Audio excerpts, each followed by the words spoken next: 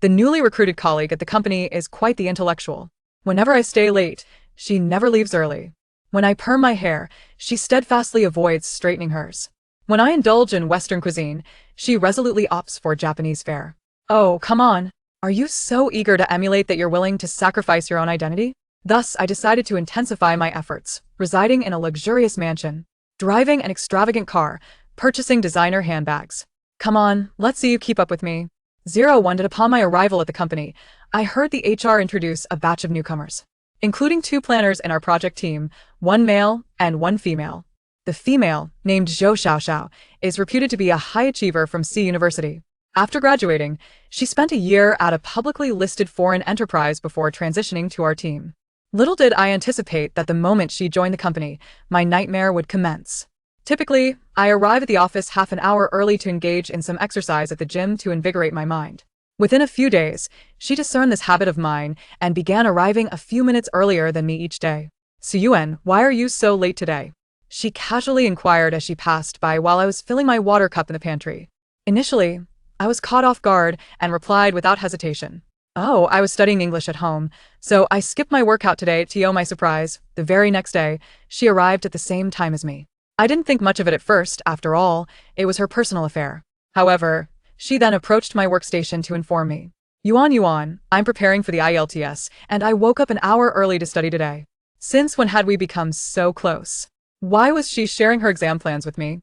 Moreover, why did she say also? I assumed she might simply be overly familiar, so I brushed it off, exchanged a few polite words, and resumed my work. Our team holds a regular weekly meeting before leaving on Fridays, where we often discuss trending products and present data reports. Each time, she insisted on sitting beside me. I didn't think much of it. After all, I'm not exactly a coveted presence that others must cling to. I have a habit of taking notes during meetings due to my poor memory. As I was engrossed in jotting down notes on my tablet, suddenly, a head leaned in closely beside me, startling me so much that I nearly dropped my pen. Needless to say, it was Zhou Xiaoxiao. "What are you writing?" She practically leaned over me, even taking out her phone to snap a picture of my tablet. Though I felt a bit uncomfortable, I was, after all, in the workplace and she was a colleague, so I refrained from showing my discontent. I managed a polite smile and subtly shifted my materials to the other side.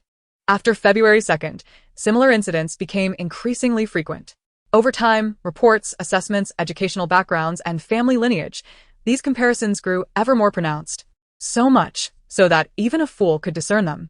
If it were merely a matter of rivalry with me, it might have been bearable. But she insisted on informing me each time. I felt as though I was under a relentless 360-degree surveillance, suffocating beneath her pathological need for competition. Eventually, she even began to compare boyfriends.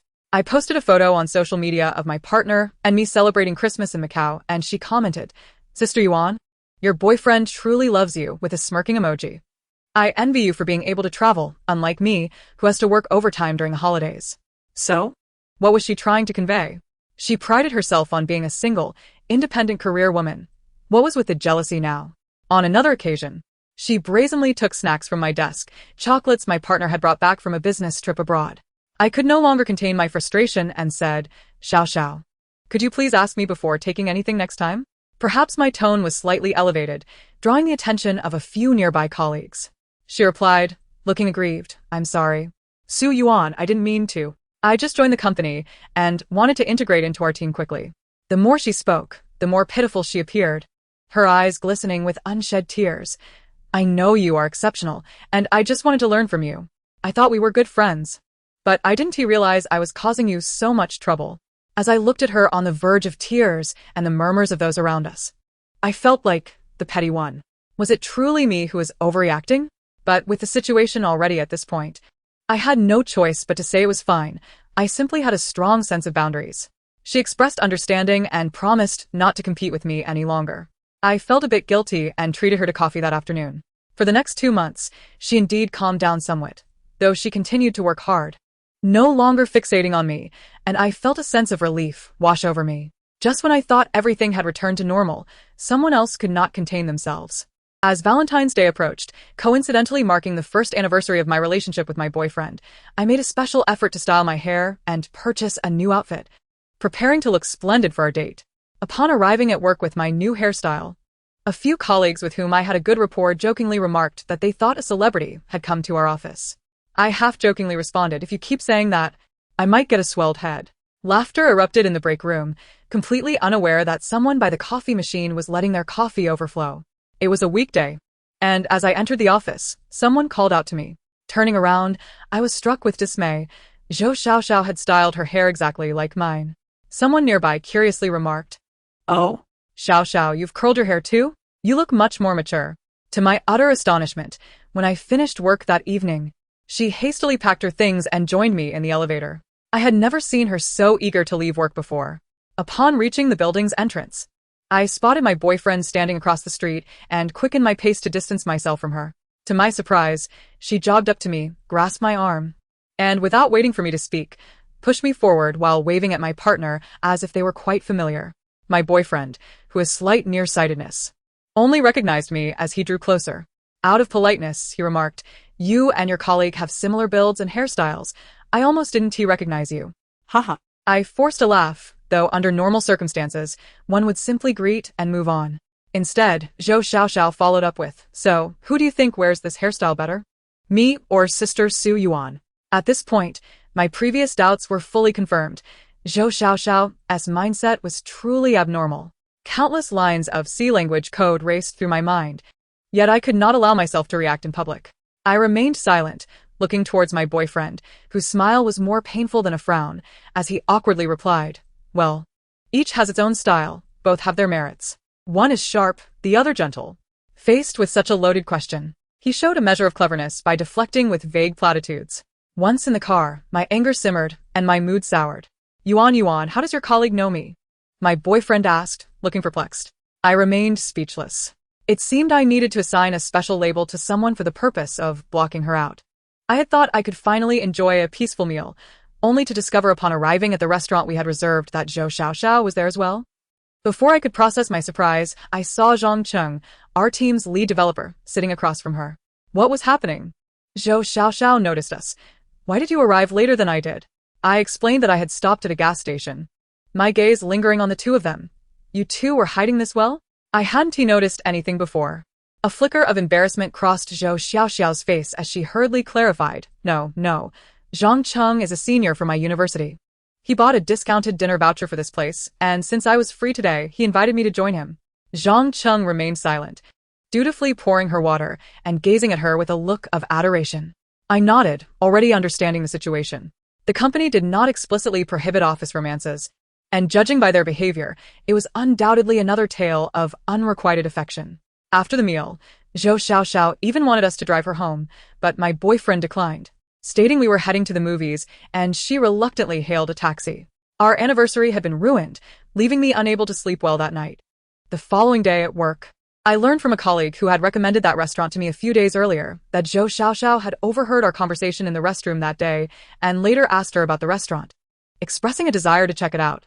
I was puzzled as to how it could be such a coincidence that she had dined there the previous night as well.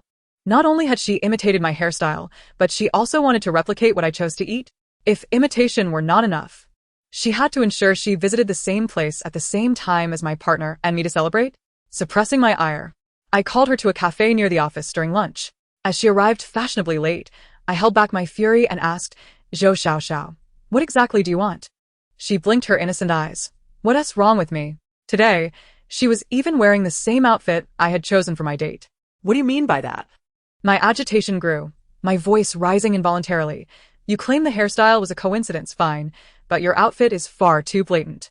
Her usual style was distinctly Japanese and fresh, while mine leaned towards professional attire. The styles were entirely different. It was as if she had "copying you" written across her forehead. Colleagues at the adjacent table cast curious glances in our direction. I just wanted to try a different style. Besides, it's not like I'm the only one who wears the style. I saw it recommended by a blogger online. Is that so wrong? Her voice trembled slightly, on the verge of tears. How logical her argument was. I found myself at a loss for rebuttal. At such a critical moment, my clumsiness with words was truly detrimental. After a long pause, I managed to stammer. What about the restaurant? You went there at the same time? Don't tell me that too was a coincidence. My senior invited me that day. I couldn't just decline or suggest another time. Moreover, that couple's meal voucher was only valid for that day. I feigned curiosity. Oh? Is he pursuing you? She waved her hands repeatedly. No, no, he's just a regular colleague. Who in their right mind would dine with an ordinary colleague at a restaurant on Valentine's Day and order a couple's meal? Furthermore, this restaurant was not inexpensive, and Zhang Qing usually appeared to be frugal. This time, he must have spent quite a bit.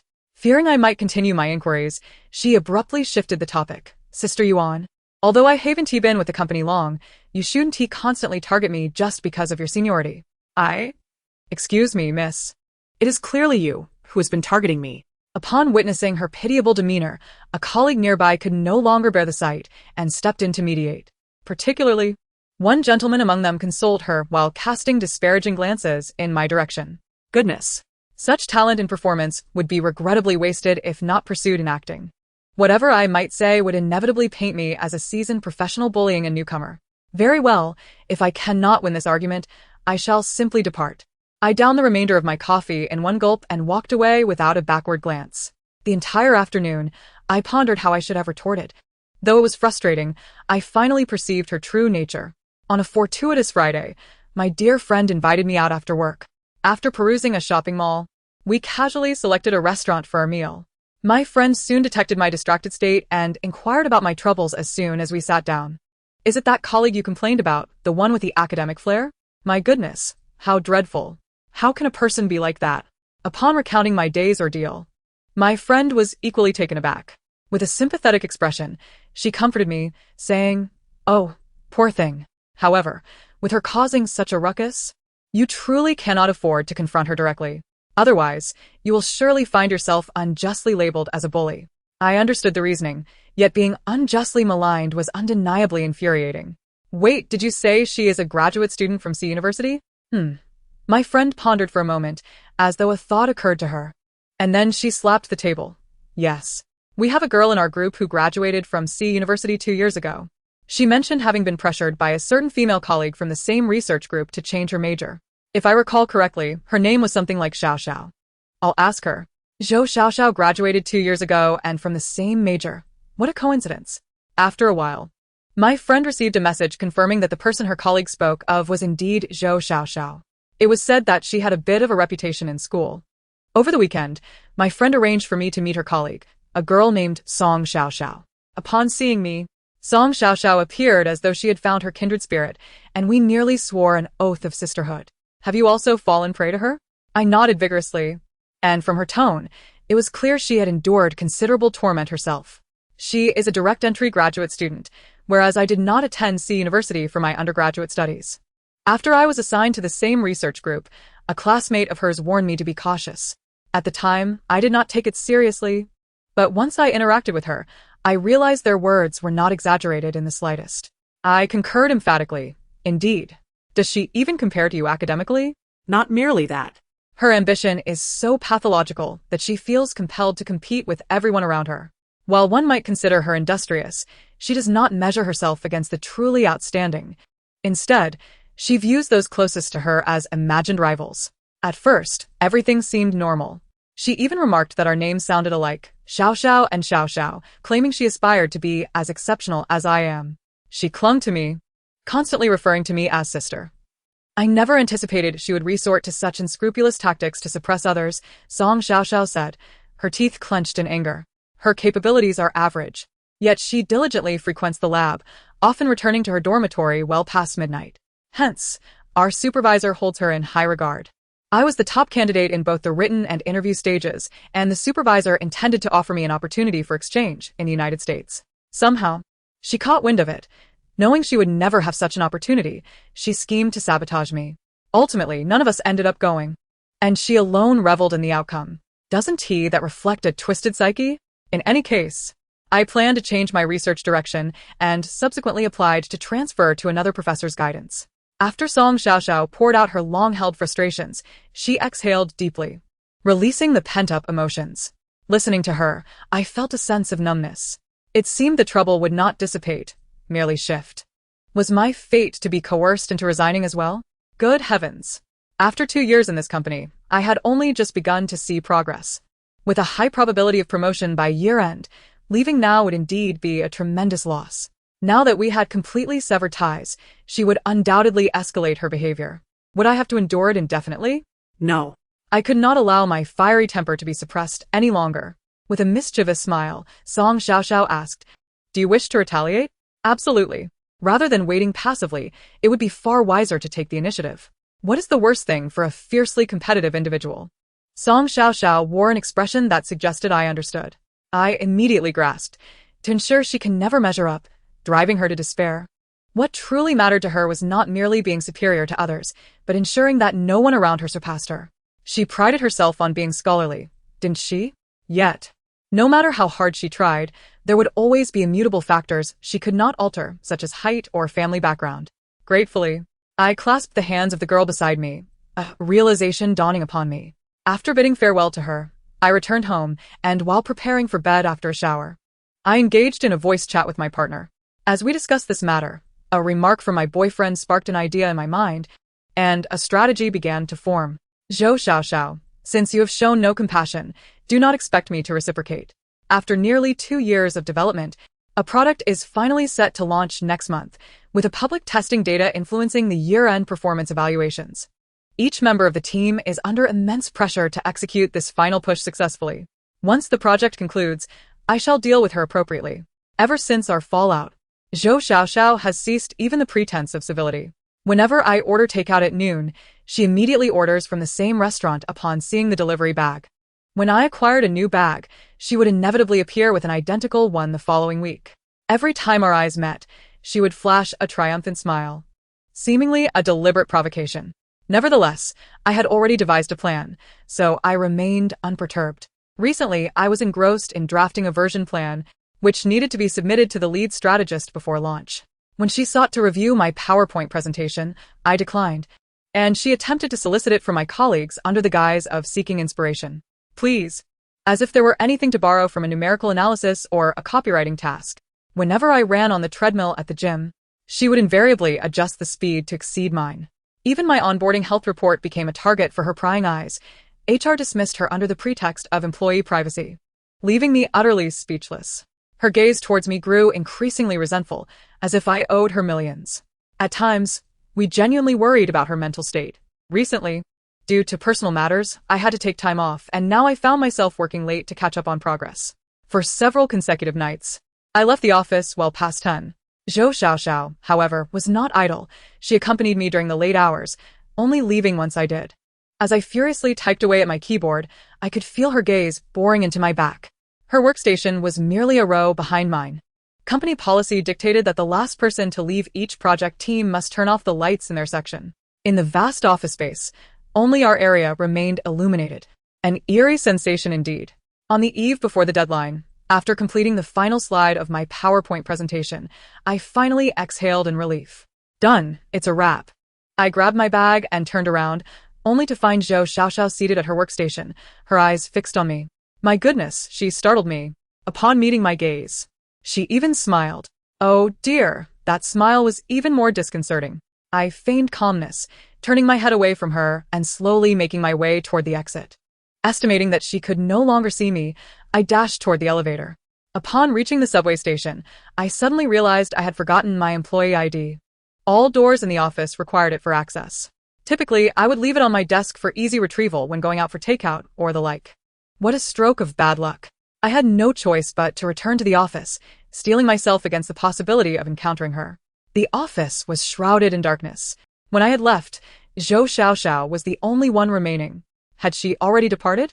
Using the dim light of my phone's flashlight, I fumbled for the switch, ready to turn on the lights. Click. The lights did not illuminate. It was only then that I recalled hearing some colleagues mention a power outage earlier that morning. My workstation is located at the furthest end, quite a distance from the entrance. In the dim and silent environment, one's mind inevitably begins to concoct scenarios. Especially since I had just watched a horror film related to office life the previous night. Gritting my teeth, I resolved to forge ahead. Scenes from the movie flickered through my mind, sending shivers down my spine.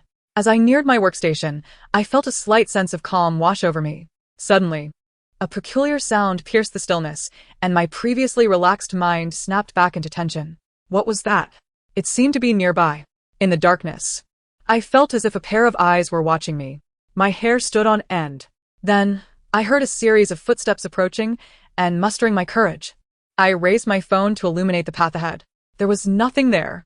Out of the blue, a window slammed shut with a loud bang. Damn. It was becoming increasingly reminiscent of a horror film scene. It's nothing, just my imagination, I reassured myself. Yet, my palms became clammy with sweat. Finally, I managed to locate my ID badge on the desk and hastily shoved it into my bag. However, my feet felt as if they were glued to the ground, too frightened to move. The thought of turning around and encountering something I shouldn't see terrified me. But remaining motionless was not a viable solution. Taking a deep breath, I steeled myself, thinking, whatever malevolent entity might lurk in the shadows, I shall not fear you. After a few seconds of mental preparation, I was about to pivot and sprint away when suddenly someone tapped me on the shoulder.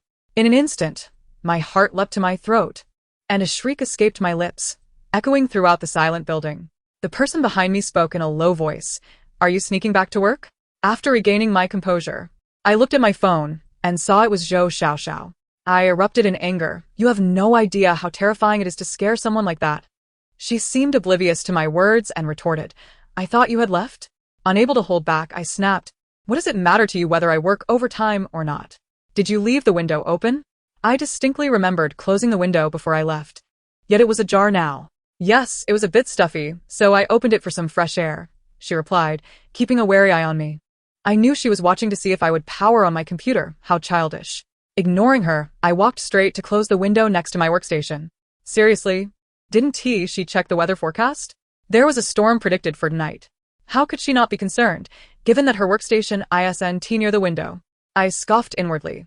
With so many windows in the office, why was it only the one next to me that needed to be opened? Was it for ventilation or a deliberate act? I couldn't be bothered to expose her flimsy excuse. It was more prudent to save my time and head home for some much-needed rest. I finally understood why Song Xiaoxiao had fallen into anxiety due to her antics. After being frightened by her today, I had witnessed her true capabilities. It became clear that her previous actions towards me were merely child's play. Lying in bed later that night, I struggled with insomnia until 3 a.m, eventually dozing off, only to be jolted awake by a racing heartbeat. If this continued, I too would succumb to anxiety. Ah. How I longed to resign. Yet, I found it unbearable to let that feeling fester. I endured until the next morning. And for the first time ever, I woke up before my alarm rang, a rare occurrence for someone who usually needed several reminders to rise. Sporting a significant pair of dark circles under my eyes, I made my way to the office and discussed the version plan with the lead designer. Upon seeing my appearance, the lead designer, Lao Song, assumed I was fatigued from late-night PPT preparations. With genuine concern, he remarked, Xiao Yuan, you've been working hard lately. This project owes much to your efforts. Rest assured, your bonuses won't be lacking once we go live. Gratefully, I realized that I hadn't eaten breakfast. This compliment was sufficient sustenance. I had thought that last night had been the peak of Zhou Xiaoxiao's mischief, but I had underestimated her once more. After work, my boyfriend Fong Ran picked me up for dinner, and I fell into a deep slumber in the car. During our meal, Fong Ran wore a serious expression, hesitating several times as if struggling to find the right words. Unable to contain my curiosity, I directly asked what was wrong. After some hesitation, He pulled out his phone to show me something. Yuan, please don't be angry. I wanted to tell you earlier, but I was afraid you'd overthink it. You know, during your team building event, I picked you up that night and then drove her home, right? After you got out to buy milk tea, she insisted on adding me on WeChat to reimburse me for the fare. I remembered that incident. At that time, our relationship hadn't soured. And concerned for her safety as a woman traveling alone at night, we had kindly taken the detour to drop her off. I was aware that she had added Fong Ran on WeChat, but I hadn't thought much of it then, not having seen her true colors. Now, however, something felt off. She could have simply transferred the money to me directly. Fong Ran looked perplexed. Initially, I thought her sending a red envelope was the end of it. I even thought she was quite nice, not wanting to take advantage of others. But since then, she has been messaging me quite frequently. I contemplated blocking her. But since she's your colleague, I worried that might not be appropriate. However, her recent messages have become increasingly absurd, and I can no longer hold back from discussing this with you. Do you think she might be delusional? I knew Fong Ran wanted to say something but hesitated, and it was indeed a delusion. The chat history displayed on his phone between Zhou Xiaoxiao and him was filled with flirtatious banter. She was just one step away from outright saying, "You should break up with Su Yuan and be with me."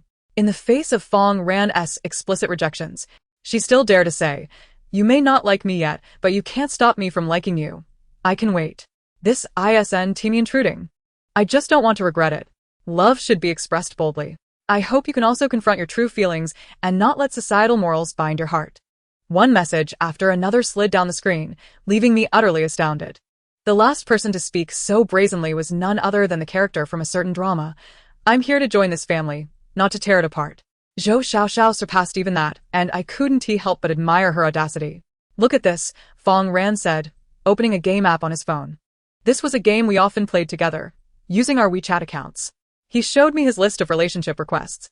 To my astonishment, the list was filled with Zhou Xiaoxiao's requests. Fong Ran and I weren't fond of flaunting our affection, so we typically didn't bind ourselves as a couple in the game. Yet, she had sent so many requests without a response, clearly indicating rejection. Could she truly not see that? Or did she think this would annoy me? Silently, I navigated through my phone settings to change our couple's avatar and update our game relationship status. This will irk you, won't it? Sure enough. A few days later, I saw her unboxing a delivery at the office, purposely displaying it in front of me. I nearly burst out laughing. It was a women's watch, a couple's design that matched my boyfriend's. This particular style wasn't available in domestic boutiques.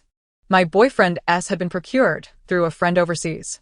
If I wasn't mistaken, hers was likely a counterfeit. That evening, she posted on her social media, "Missing you every moment." The accompanying photo was a close-up of her hand adorned with the watch, fingers forming a square shape. This was our little secret. When we took photos together, I would form a square, while he would make an O, representing Fong Ran's Fong and Su Yuan's Yuan, homophonically meaning round. How blatantly provocative. If I didn't retaliate, it would be exceedingly rude. Given her personality, that post was undoubtedly public, and when I inquired with other colleagues, they confirmed they could see it. Excellent. I promptly posted a response with nothing but a single image, a men's watch in high definition. The engraving on the strap clearly displayed the name Siren Fraser. Everyone knew my English name was Siren. Zhou Xiaoxiao. With such keen eyesight, how did she miss the engraving? After showering, I checked her social media again, only to find that post had been deleted. After being slapped with that reality, she was utterly furious. She glared at me every day with venomous eyes. Internally, I reveled in satisfaction. Typically, I indulge in takeout, resting my weary head on my workstation after a quick meal. Following the launch of our project, we've found ourselves with a tad more leisure time. Over the past few days, I have been dining in the cafeteria with a close colleague. "Xiaxia, are you ready?" I called out to her at her desk, catching a glimpse of the person across from her pausing their work. "Let us hurry if we delay." "There won't be any seats left," she remarked, submitting the revised spreadsheet. "I have something to discuss with you later," I said, feigning an air of mystery as I winked at her. Xiaxia, looking puzzled, nodded in response. As we prepared to leave, Zhou Xiaoxiao, seated opposite Xiaxia, could no longer contain her curiosity and pretended to casually follow us. The bait was set. I knew she was itching to eavesdrop, but that was not going to happen. Xiaxia and I walked briskly ahead, veering into a nearby convenience store to shake her off. I scanned the area to ensure we weren't being followed and shared my plan with Xiaxia. "I can't blame you.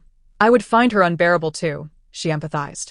After half a year of interaction, we had gleaned a fair understanding of her character.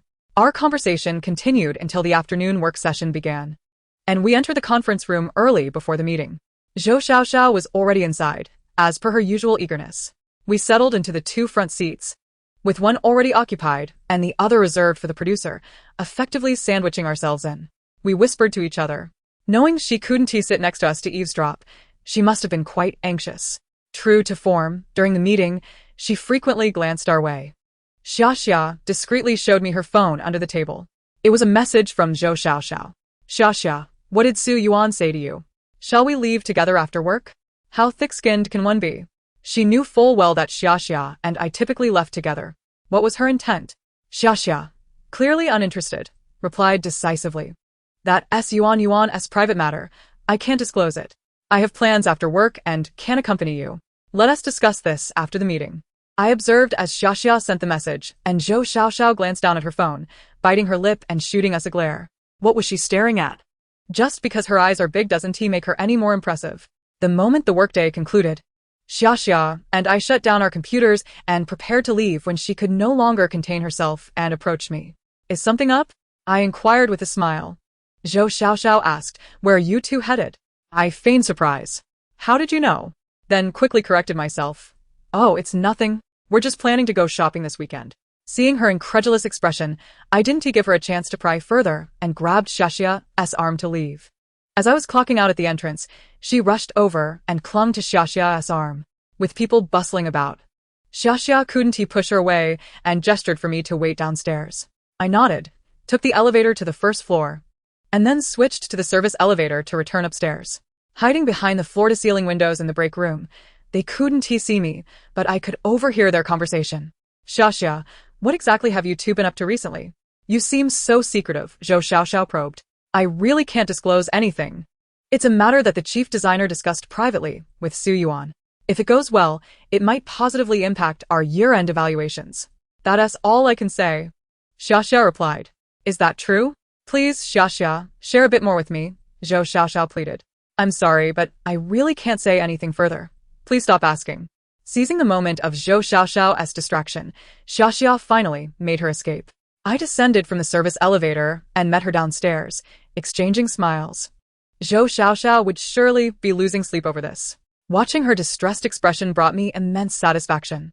However, the best part was yet to come. Spotting Zhou Xiaoxiao approaching us, we quickly rented 2 bicycles, pedaling away as if we were on fire, and soon enough, she was out of sight. Early Saturday morning, Xiaoxia and I didn't go shopping as planned. Instead, we visited my cousin's company. My cousin works in media, often burning the midnight oil interviewing entrepreneurs and industry newcomers. She has gained a bit of recognition in this field and is a crucial part of our plan. After discussing our strategy with her, she readily agreed to assist. Leaving my cousin's office, it was nearly mealtime, and we arranged to have dinner with Fong Ran. I took a day off on Monday, as I still had plenty of vacation days left to burn. Just past noon, Xiaoxia sent me a WeChat message. As soon as I arrived at the office this morning, she asked me where you were. I told her I wasn't sure, but that you'd probably come looking for me soon. Wait a minute, is she monitoring my every move? Could it be that she has a crush on me? Within 5 seconds, another message arrived from Zhou Xiaoxiao. Su Yuan, why are you taking a day off? Are you feeling unwell? I chuckled at her message, not in a hurry to respond. I picked up my phone and snapped a photo of the computer and a stack of lofty, obscure books in front of me, against a plain white wall, making it impossible to discern my location. I then shared it to my social media with the caption, I'm so engrossed that even I'm afraid of myself. Everyone recognized it as a playful jest and commented accordingly, except for Zhou Xiaoxiao, whose focus was elsewhere. Where are you right now? She inquired. I replied with utmost seriousness. In the little black room. Since I was determined to embrace the madness wholeheartedly, I changed my Ding Talk status to in the throes of hard work. Following that, I updated my WeChat signature to read, charging in the little black room, my nickname. With everything in place, I silenced my phone and sent an email. In reality, I was merely in a bookstore not far from home. Since she claims to be such a studious individual, how would she cope if she remained oblivious to my activities? The bookstore closes at midnight, and at 11:55, I made sure to take a selfie at the entrance. I then posted it on social media, visible only to a designated group, including Zhou Xiaoxiao. To add a touch of flair, I included, the beauty of a city at dawn is breathtaking, and so are those who strive. As soon as I posted it, Zhou Xiaoxiao liked it almost instantaneously. I began to suspect she was constantly stalking my social media updates. While I was composing my email, my WeChat lit up with numerous unread messages, all from her. Where's the little black room? Is it a newly opened study room? I want to go too. Can you take me along this weekend? Su Yuan, I know you have a bias against me, but I only wish to become more accomplished. I aspire to be like you in every way. If you find it bothersome, I sincerely apologize. I was speechless. What a grand compliment she paid me. As I read her messages while strolling home, I arrived at my apartment complex. Just as I was about to enter, I spotted someone standing at the entrance. No way. Has she followed me here? How did she know where I lived? Did I inadvertently mention it in her presence? That couldn't be. I shook my head. Had she inquired with the HR department? That seemed unlikely as well. My mind was in disarray. I instinctively wanted to leave, but it was too late. Su Yuan. You're back, she exclaimed upon noticing me, rushing over to grasp my hand and pulling me towards the hallway. Before I could react, she continued, "Where did you go today? Why didn't you go to work?" I replied, slightly impatient, "I told you earlier. I went to the little black room." She was nearly on the verge of tears. I checked, and there's no place called the little black room nearby. I almost burst into laughter. She genuinely went to search for it. I had made up that name on a whim. It was absurd that it could be found. Only then did I realize that I had been out since this morning and had just returned home. So, she had been waiting for me since her work ended, likely hoping to catch me. I must admit, her thought process is quite unique. In the stillness of the night, the corridor was enveloped in an unusual quietude, making every whisper seem disproportionately loud. "Just tell me, will you? Is it possible or not?" She persistently inquired, repeating her question with unwavering determination. My patience worn thin.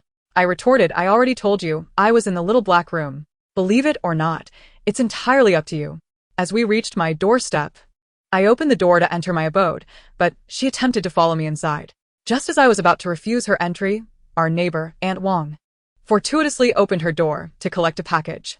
"Xiao Su, is this your friend?" she greeted with a warm smile upon spotting Zhou Xiaoxiao.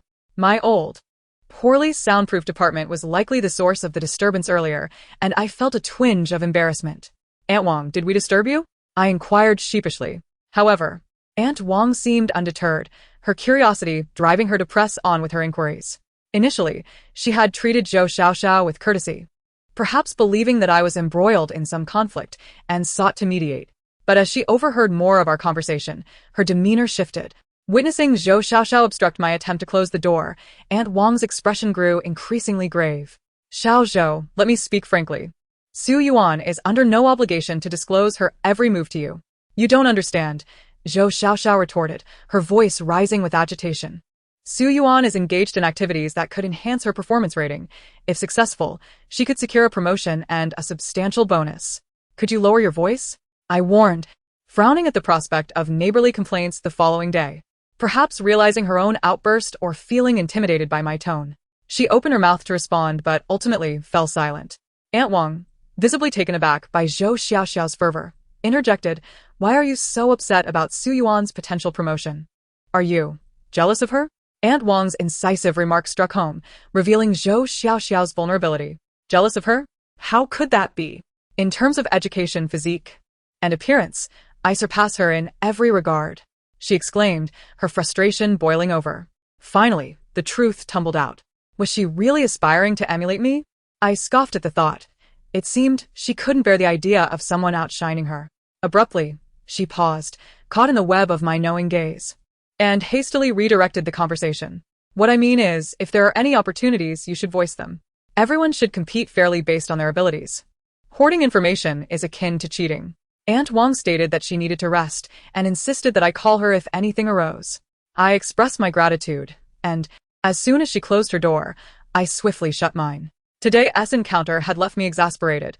All I longed for was to sink into slumber. After completing my nightly routine, I opened the door to discover she had not yet departed. Was she some sort of stubborn adhesive? I resolved to take the initiative, kindly reminding her that at this hour, there were no more subways running, and the only option was to take a taxi. Half in jest, I added, "I heard on the news that a girl around here took a taxi late at night and subsequently went missing. When the police found her in a remote area, it was quite gruesome." Before I could finish, she dashed towards the stairwell, ignoring my calls to her retreating figure. As I closed the door, I heard her on the phone, her voice trembling with distress as she pleaded, "Senior, could you come pick me up?" For several consecutive days, she appeared with prominent dark circles under her eyes, her complexion pale. Xiaoxiao expressed concern for her well-being and suggested she take a leave to consult a doctor. She shook her head, insisting it was merely a lack of sleep that would resolve itself with a few days of rest. Xiaoxia and I exchanged glances, choosing to remain silent.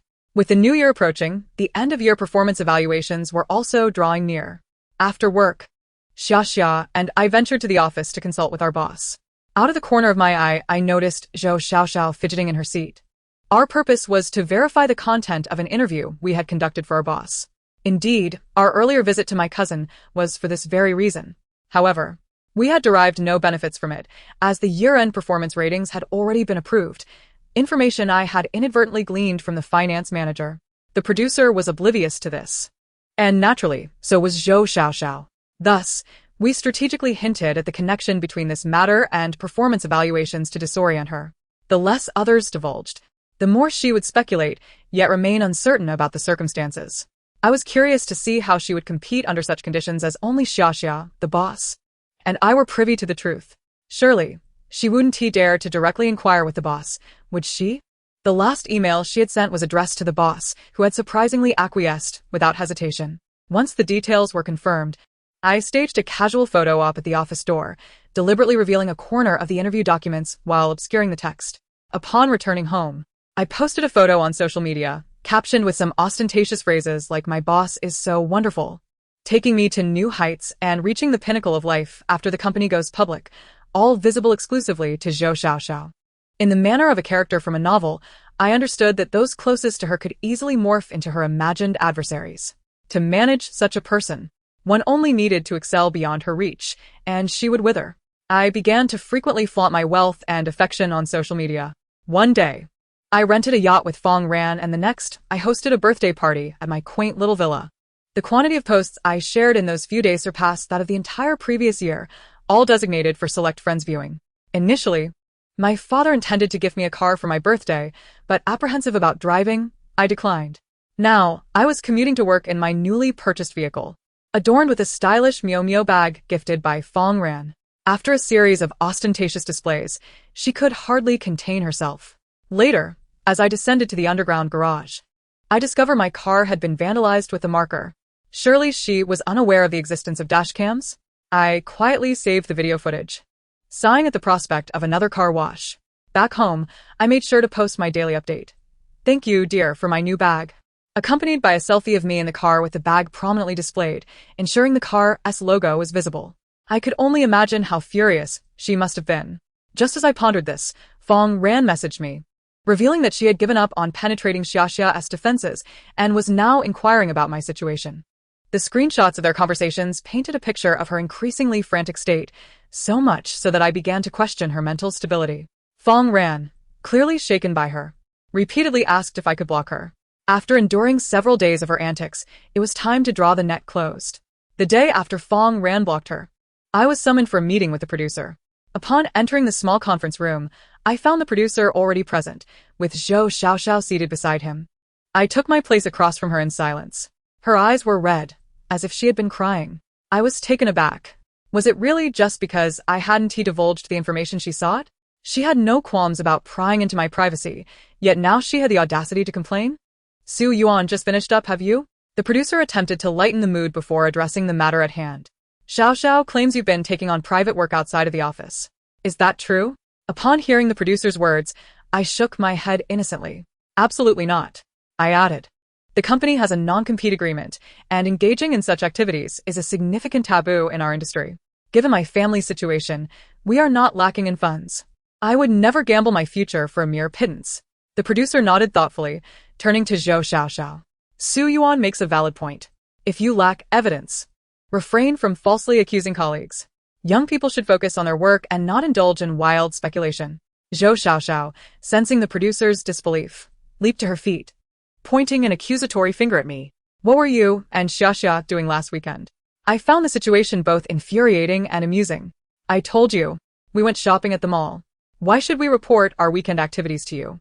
You used to work late every day, but now you leave right on time. You arrive just as the clock strikes, and I want to know what you've been doing during those hours."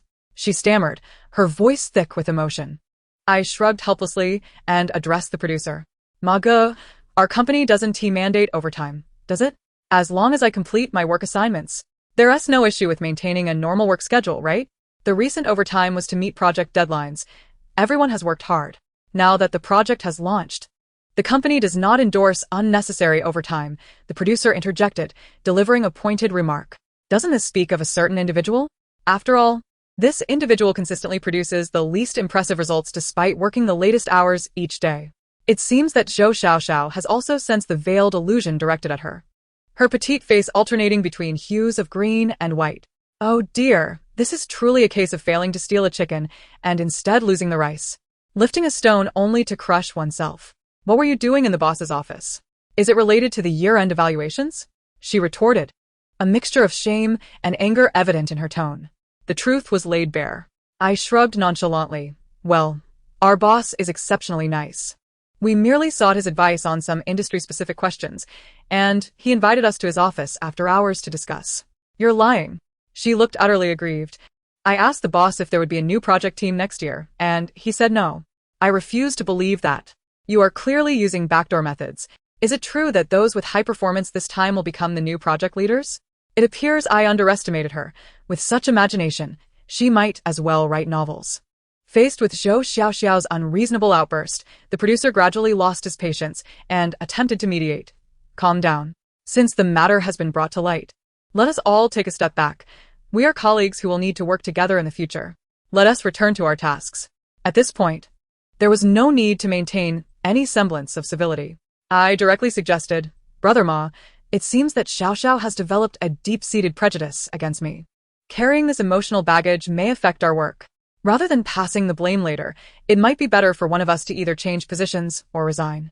Before her arrival, our project team had been harmonious, but her presence had stirred discord. Under normal circumstances, if someone were to leave, it would likely be her, right? If she departs, this matter would be resolved, and subsequent plans would be terminated. Zhou Xiaoxiao, do not push me. What do you mean? The producer glanced at me, and then at Zhou Xiaoxiao. I do not agree, she replied, enunciating each word with emphasis. She then began to cry. I refused to leave. She sobbed, Brother Ma, they see me as the new recruit and have conspired to isolate me.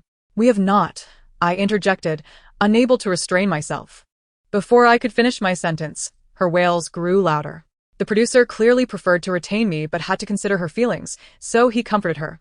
Actually, other excellent project teams in the company are currently hiring. I can refer you to try. I refuse to leave. The company has no right to reassign employees without their consent unless they are terminating my employment. Observing our starkly contrasting stances, the producer was at a loss. There was no choice but to tackle the deadlock one by one. He asked Zhou Xiaoxiao to step out temporarily so he could speak with me privately. She has just become a permanent employee and has not made any significant mistakes at work. Given her current demeanor, if we were to fire her now, who knows what reckless actions she might take. If she creates a scene, it will be detrimental to the company's reputation. Wouldn't you agree? The producer's intentions were clear. To smooth over the situation, ideally, neither of us would leave. I feigned reluctance and replied, all right. I do not wish to make things difficult for you, Brother Ma. However, you have seen that I am undoubtedly the aggrieved party in this matter. Upon hearing my willingness to compromise, he immediately agreed, praising my generosity and foresight for the greater good. Although this turn of events was unexpected, it fortunately did not deviate from our plan. Okay, the plan continues as scheduled. After work, I chatted with Song Xiaoxiao on WeChat about today's events. She was unfazed. It's normal. The absurd things she does are hardly surprising. She will certainly not agree to a transfer or resignation. Otherwise, how could she continue to torment you? The day before the annual meeting, the performance evaluations were announced, eliciting a mix of joy and despair. I ranked first in the project group, Xiaoxia came in third, and Zhou Xiaoxiao was fourth. Colleagues surrounded me to offer their congratulations, while she sat at her workstation, sulking. When she cast a resentful glance in my direction, I raised an eyebrow and smiled at her. In the stance of a victor, I wished to convey that I, Su Yuan, am no easy target. The next morning, before work, I combined a photo of my father's antique face with an image of a counterfeit from the internet and posted it on my social media with a caption, rather than live a lifetime as a counterfeit. It is better to be one's authentic self. I hoped Zhou Xiaoxiao would reflect on this incident and cease to torment herself and others. However, reality proved me overly optimistic. A leopard seldom changes its spots. Early in the morning, she was already causing a scene at the office. I work overtime every day, burning the midnight oil to create project proposals, studying software on weekends. How could you possibly outperform me? She cornered me in the pantry, unleashing her grievances. Do you think if you weren't the one who logged the most overtime in the group, you would still rank fourth overall? In an instant, she deflated like a punctured balloon, murmuring to herself, seemingly struck by the reality. Suddenly, she seemed to have an epiphany and fixed her gaze on me, asking, "Did you sleep with the boss?" Excuse me? This is an utterly repugnant accusation. Had it not been for Xiaoxiao's intervention, I might have slapped her. Xiaoxiao was furious. Zhou Xiaoxiao, you can eat recklessly, but you cannot speak carelessly. Seeing Xia struggle to contain me, Zhou Xiaoxiao audaciously continued before the evaluation results were announced. You both spent hours alone in the boss's office. Su Yuan even posted on social media about how the boss is taking her to greater heights. Isn't that indicative of being kept? What? My social media post was merely intended to make her believe that the boss had arranged some opportunities for me that he had not for her, hoping to instill a sense of defeat in her. I never anticipated that she would arrive at such a vile conclusion. How should I put it? It's difficult to assess.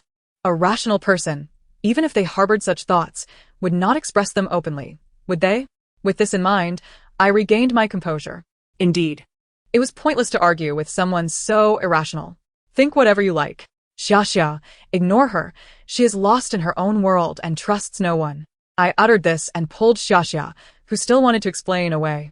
Where are you going? Zhou Xiaoxiao grasped my arm. I forcefully shook her off and unleashed a torrent of words. I thought after these events you would come to understand that your behavior is truly low and repugnant. You must feel miserable too, right? Always trying to suppress others. If you cannot surpass them, you assume they are resorting to underhanded tactics. Do you think that this way you have won? You are merely deceiving yourself. It is acceptable to be ambitious. But you should not base your happiness on the suffering of others. Do you realize how suffocating you make me feel? Are you determined to drive me away? Just like before with Song Xiaoxiao and the others? Having released all the pent-up words that had weighed heavily on my heart, I felt a sense of liberation. I had no desire to linger before her face, Xia, and I swiftly exited. Cherish life, and steer clear of idiots. I have never suffered from menstrual pain. But today it was so severe that I could hardly stand upright, prompting me to take the afternoon off. That evening, Fong Ran came to my rented place. Noticing my pale complexion as I sipped on some ginger sugar water, and his concern was palpable. He began to rub my abdomen when Xia called. Her voice was frantic and irate. Zhou Xiaoxiao is spreading rumors about you in the company's anonymous group. You need to see this. I had muted that group, so I had not received any notifications. Upon opening it, I scrolled up a few lines and came across a lengthy message, which insinuated, XX Project Team Su Yuan has maintained a close relationship with the boss. Is there a hidden agenda behind her being ranked first in performance? The insinuations within the text suggested that I had an improper relationship with the boss and did not achieve my status through merit. It further claimed that I colluded with colleagues to take on private work, bribed superiors to shield and condone my actions, and leaked confidential data to rival companies. There was even a photo of me taken at my cousin's company. Has she lost her mind? The thought that she had been lurking near my building, stalking and taking covert photographs of me over the weekend sent a chill down my spine. The subsequent accusations seemed to suggest that I incited colleagues to engage in workplace bullying and had become a mistress to a wealthy heir. Amusingly, she accuses me of stealing love, of snatching someone else's boyfriend, and that someone else is presumably herself. Fong Ran stands by, utterly dumbfounded.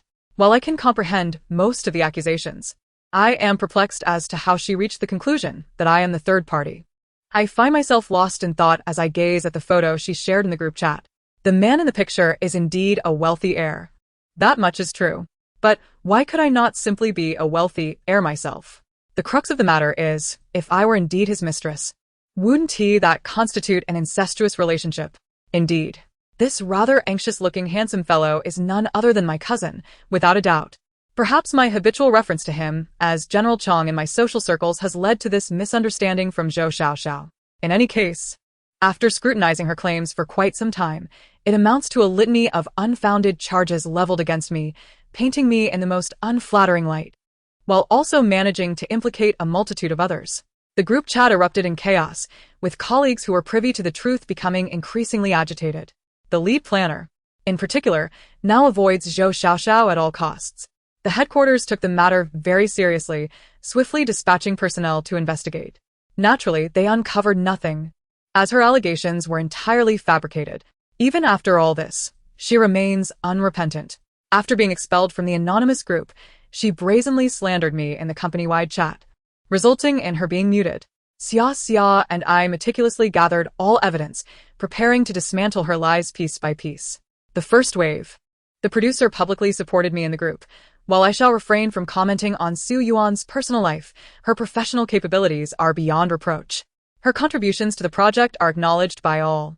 Following this, several colleagues echoed similar sentiments, asserting that the performance evaluation results were entirely justified.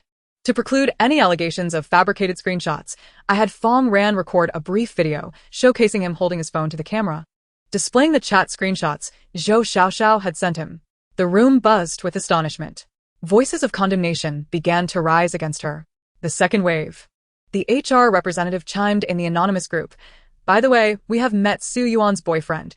He was pursuing her long before Zhou Xiaoxiao joined us, often bringing her flowers. Immediately after, I shared a family portrait taken during the New Year at my grandmother's home in the company-wide chat. This is my elder cousin, the kind with blood ties.